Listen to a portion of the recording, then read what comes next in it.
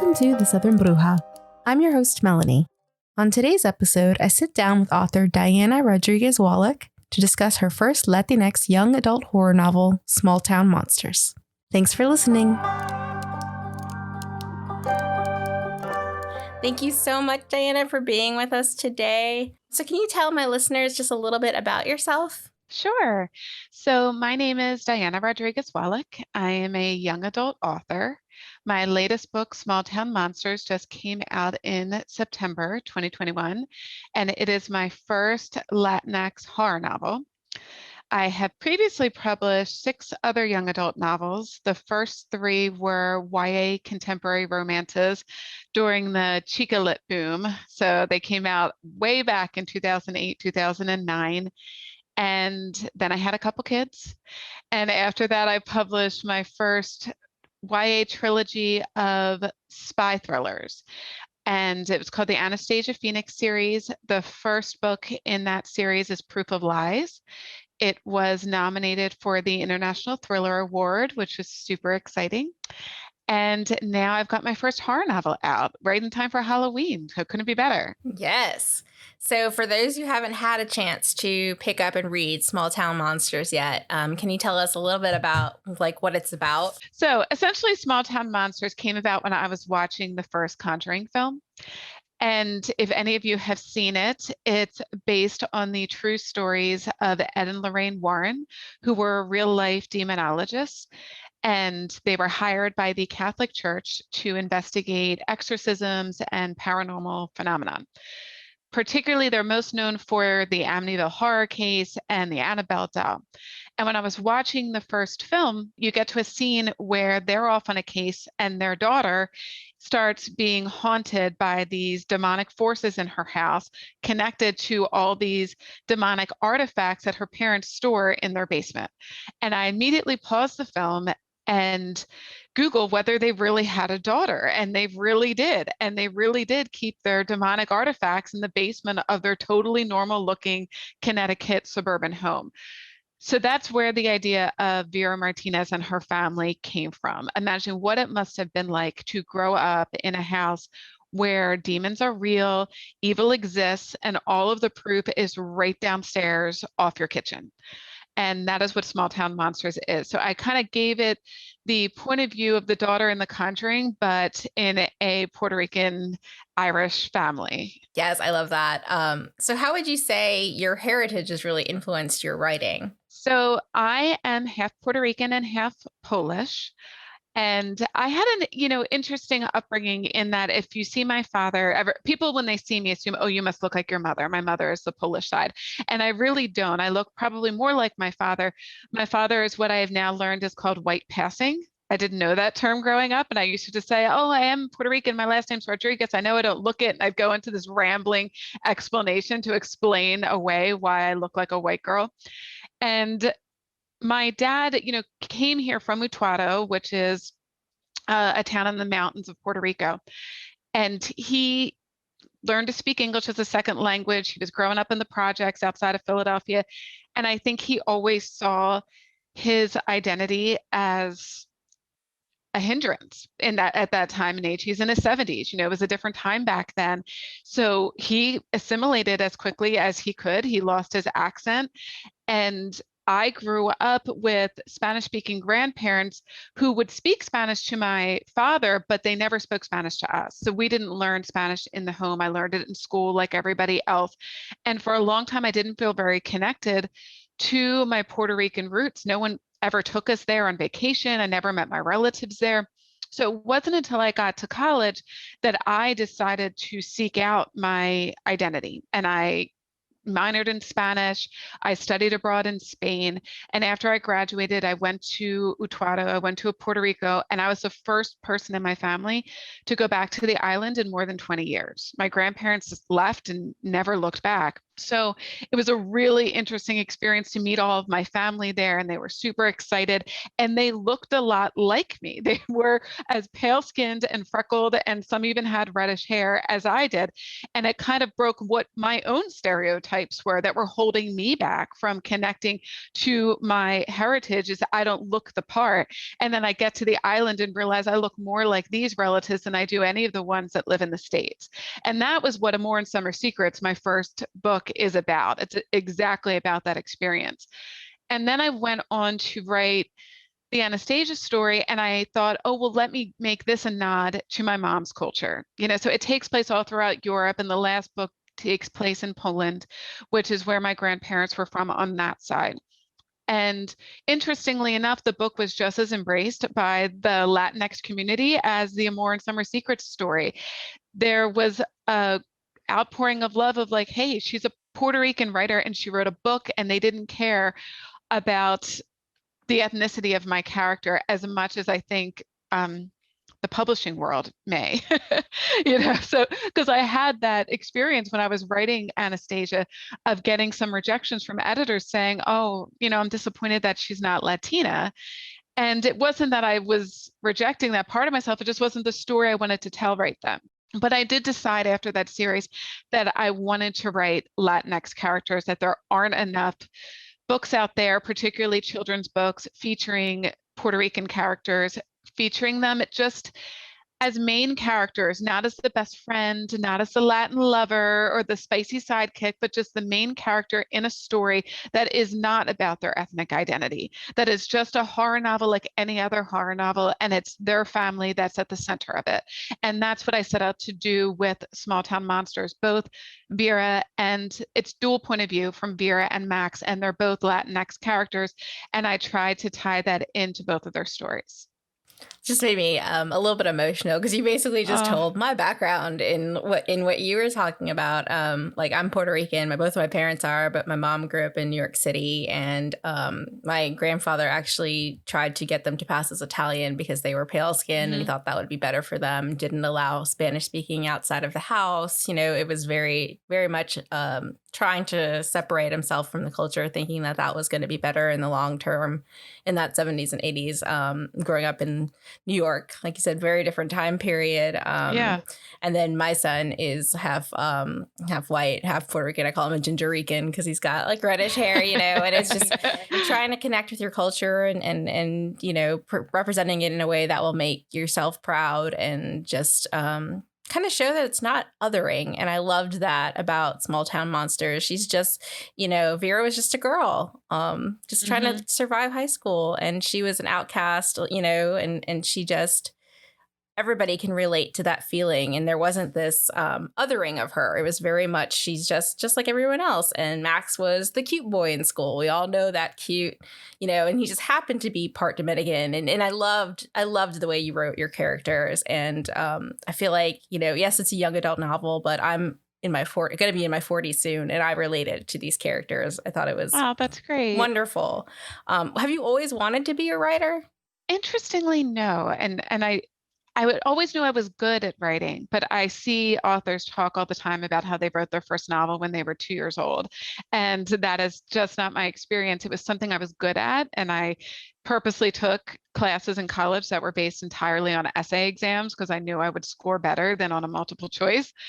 But I graduated as a journalism major. I was, like I said, my dad was first generation to go to college, and he became, I call him a reluctant accountant, because that was a really practical job. And he just wanted to support his family. He got married right out of high school and had a baby right away.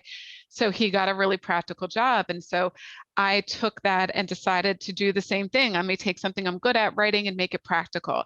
And I got a job as a reporter. And I was living in New York City covering the hotel industry, and I didn't like it.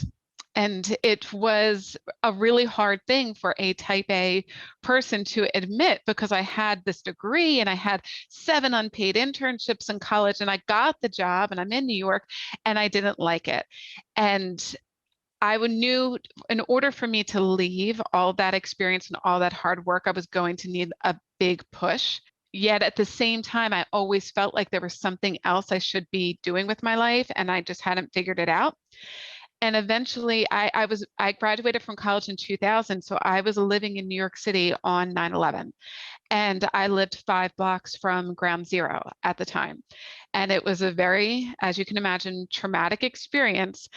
And I had this thought when I was working at this job of how many people went to work that day and didn't like their job. And I was 22, 23 years old. I was way too young to just settle into a career I wasn't passionate about. So I was determined to figure out what I was supposed to be doing. Eventually, my husband and I, now husband, moved back to Philadelphia, and I started working at a nonprofit. And I thought, well, maybe that's it. Maybe I just need to help people. And that was what 9/11 was going to teach me. It's like, go work for the Red Cross or something. But while I was planning my wedding, I had a dream that I was a young adult author. And I dreamt an entire series of books that were based on my bullying experience in middle school. And I tell my soon to be husband about it. And he says, well, don't you remember that psychic? And I had completely forgotten. When we were out of college, we took our first vacation, and it was around New England. We went to Salem, Massachusetts, right around Halloween. And I decided to see my first ever psychic. When in Rome, let's go do this. So I was super cagey because I'd seen all those 2020 specials about don't open up your wallet. They're videotaping you in the lobby. So I'm like, I'm not going to give them anything. So I go in and I sit down and I say, I want to hear about my career. And she goes, okay, well, you're a writer. And I was impressed. I was a reporter at that time. And she asked, well, what do you write about? And I didn't want to tell her because thinking she's a psychic, isn't she supposed to know what I write about? So I was really cagey and I just said business. So, I write about business. And she says, no, I see you writing books, little books, like children's books.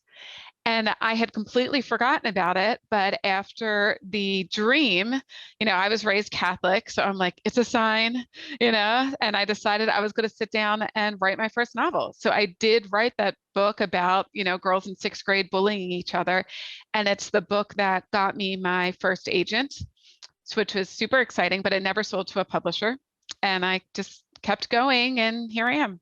That's awesome. It sounds like spirituality, too, is something that's very important to you and kind of a part of your life. And it definitely shows in your book. You mentioned being raised Catholic. Is that part of would you say kind of the heritage influencing your writing and kind of your path as well, just in life? Absolutely. And I had read that once about if you look at different books and the author's religion, or if they're practicing it, you'll see it in there. I think Twilight is a really good example.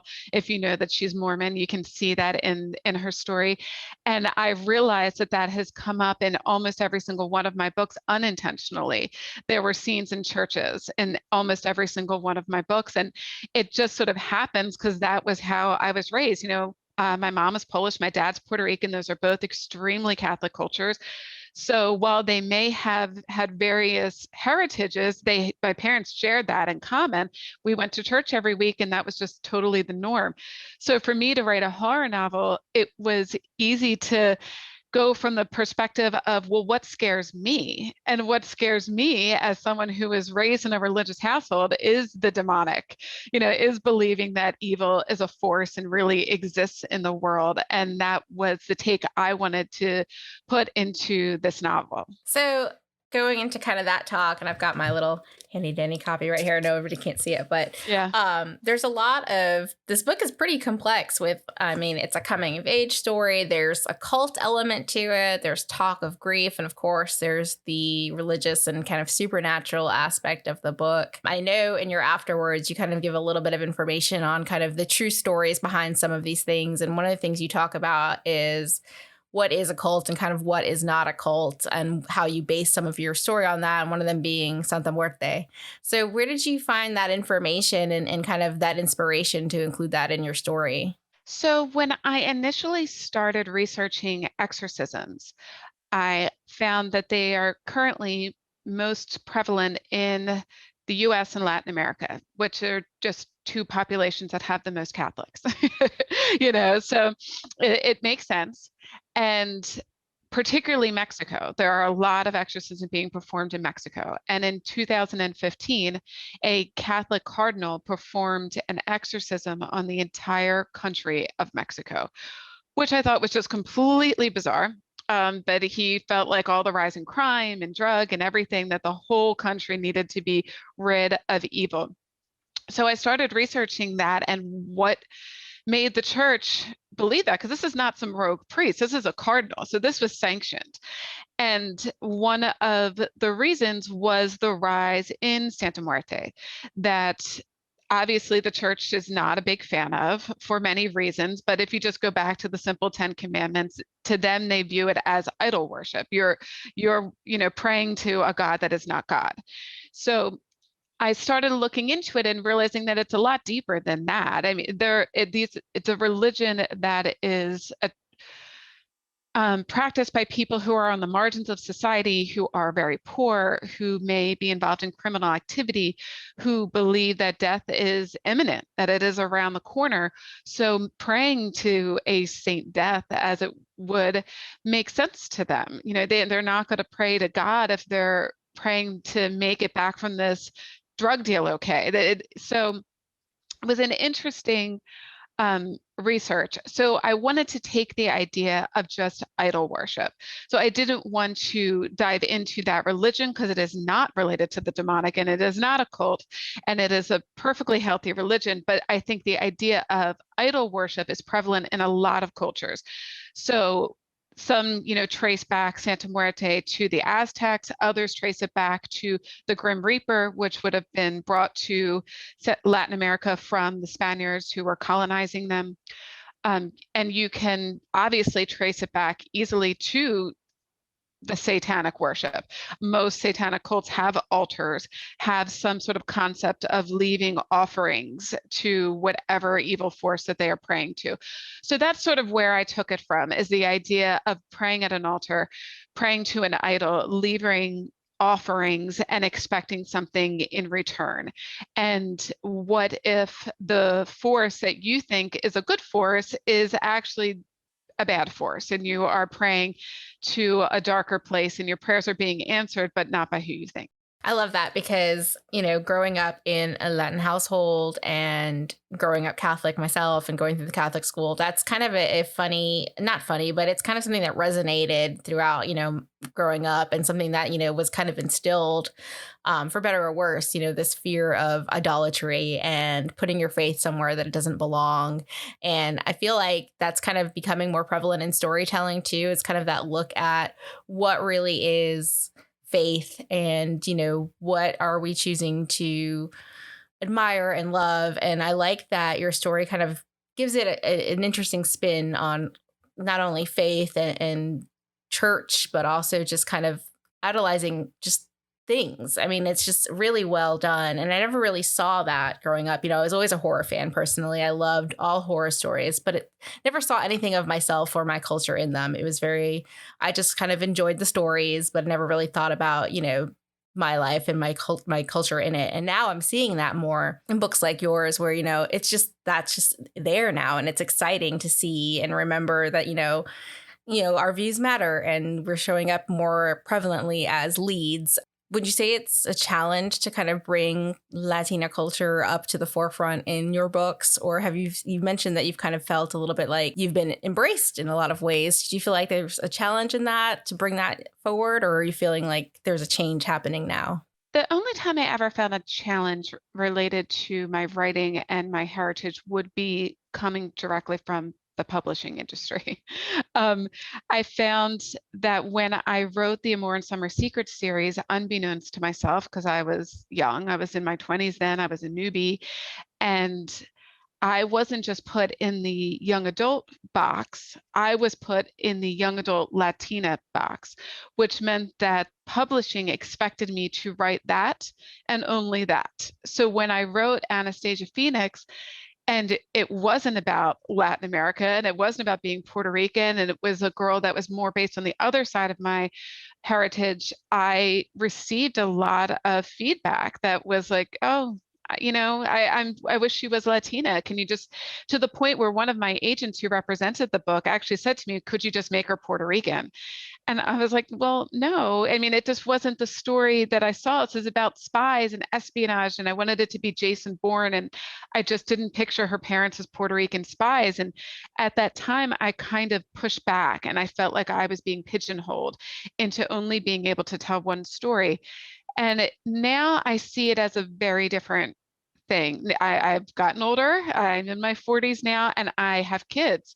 And I want kids to be able to see themselves in the book. So rather than now feeling forced by the publishing industry into a box, I now want to make the box a lot bigger and hope that other authors will write these stories and open the doors so I can tell any story I want to tell and include Puerto Ricans, include people of Latinx heritage, and put them in any sort of story and not feel held back by that, and hopefully expand this genre because it is very limited. I think the statistics are horrible on the amount of books featuring Latinx main characters. And even the ones that are, I think only a small fraction of them are written by Latinx authors. So hopefully, if I continue to write stories like this, and more other authors will come up behind me, and we will change that by the time my kids are older. So speaking of that and writing and continuing to write, can you tell us anything about some of your future projects or anything that you're working on? Yeah, so I just started working on something new. I've dabbled in a few other different projects this past year, but now I think I've like sunk my teeth into something. So it's going to be another young adult, another horror novel. And it is going to feature Latinx characters. And I can't get into too much because it hasn't been announced or anything like that yet. But I am going to continue on the vein of using historical references to create the basis of my story. So you mentioned at the end of Small Town Monsters, there's a section called The Truth, where I talk about my real life inspiration and all the true stories. And that goes back to all of the books that were in the Anastasia Phoenix series. So each one of them ends with that same page, the truth, and what were the historical facts that I twisted to make the disinformation elements in those books. And I think I want to just continue on that trend. It sort of ties in my journalistic background and writing what you know into what I want to write now. That's awesome. And I really hope that you keep writing horror because this was creepy. Oh, thank Genuinely, you. I was like, oh no. Like whenever anything happened with Max's mom, I don't want to go too far into the story because I want people to read it. But I was just like, I am freaked out. And it takes quite a bit to freak me out since I've been reading horror for so long. But that did it. Yeah, that was just. I love that. That's one of the weird things about being a horror author. It's like the best compliment you can get is when someone's like, oh my God, you really scared the crap out of me. I was like, thank you so much. Like, thank you. I couldn't sleep after that. Yes. I know. That's like the best compliment. It's wonderful. Your characters are beautiful. Vera and Max felt very real and very just like kids I went to school with. Yeah. And I hope to do that in all of my books. Because even with Amor and Summer Secrets, which was about a girl who's like Polish and Puerto Rican, and that was very much the point of the story, is just sort of talking about my upbringing and how I didn't feel connected to my culture and had to seek that out. I still felt that that book could be relatable to kids who were of any mixed race, whether you were, Indian and Jewish or whatever it may be. I mean, my nephews are all over the spectrum now. My sister's husband is Thai, her kids are Thai and Puerto Rican and Polish, and the other half is like Jewish and Filipino. And I feel like today's teens are a mix of a million different cultures. And even if the characters in their book may not be their specific culture, they can identify with that multicultural household and what it is like to grow up like that. So are there any last thoughts you'd like to leave our listeners with today before we sign off? In terms of writing in general, if there are any writers out there, the big thing that I learned, I've been at this now for almost 15 years, is you've got to just believe in yourself. I've had 4 different agents. I've had a couple of kids. I've had many experiences in my life that would make me stop writing and debate that, is this really worth it? Do I want to keep going after all these rejections? And I did keep going. I mean, it took me 7 years to publish the Anastasia Phoenix series of writing it and rewriting it. And even with Small Town Monsters, I had parted ways with my third agent after writing the first few chapters of this book. She wasn't feeling it, and I kept going, and I found another agent, and here we are. So believe in yourself and keep going in that vein. And I hope that for readers that you'll read widely, that even if you are not Latinx, you will pick up this book and pick up books of many different cultures. One of the things I find encouraging is when my daughter, she's 10, goes to the Scholastic Book Fair at school, and she's allowed to just pick out whatever she wants. She came home with a rainbow of books, of stories of a girl who's moving here from the Middle East, and a girl who was I think African American and raising dragons, and all these different colors and all these different stories. And so if you give kids these options, if you put all these books out there, you'd be surprised at what they pick up. So don't pigeonhole your kids into any one vein, or buy them books that you think that they'll identify with, because maybe if left to their own devices, they would pick up something completely different. And I hope we all give them that chance. I love that. It's true. I think kids are a lot smarter than people give them credit for, and a lot more open-minded. And I think having the opportunity to see themselves and see their friends and see just the world in books will just open up so many wonderful conversations between parents and between kids. And I just totally a step in the right direction. And I love what you've done with your career. And I'm so excited that you're going to keep going with horror. That's just a big deal for me, personally. Thank you. Appreciate you talking with me today. And I cannot wait to see what else you come up with. If you enjoyed today's episode and you'd like to help support the podcast, please share it with others, post about it on social media, or leave a rating and review. To catch all the latest from me, you can follow me on Instagram at @the_southern_bruja and on Twitter @southern_bruja. Thanks for listening.